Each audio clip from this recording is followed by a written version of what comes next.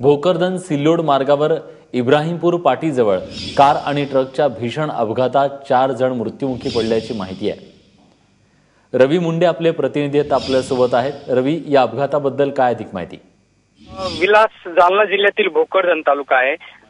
तर औरंगाबाद जिल्ह्यातील सिल्लोड तालुका या महामार्गावरती महालक्ष्मी जिनिंग आहे, जिथे मुठाळ पाटी आहे। या पाटीजवळ काल रात्री साधारण 1:30च्या सुमारास भोकरदनहून एक कार फुलंब्रीच्या दिशेने जात होती आणि त्याच्या विरुद्ध दिशेने सिल्लोडवरून एक जालना जिल्ह्याच्या दिशेने भोकरदनच्या दिशेने एक ट्रक येत होता।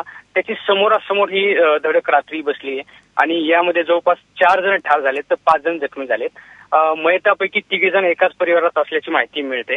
यामध्ये संजय बनसोडे, मैनाजी बनसोडे, श्रेयस बनसोडे आणि भागचंद वाघ अशी 4 जण ठार झाले। तर यामध्ये 5 वर्षाचा एक मुलगा देखील आहे। दरम्यान रात्री 1:30च्या सुमारामध्ये हा अपघात झाल्यानंतर ट्रक चालक हा पसार झालेला आहे।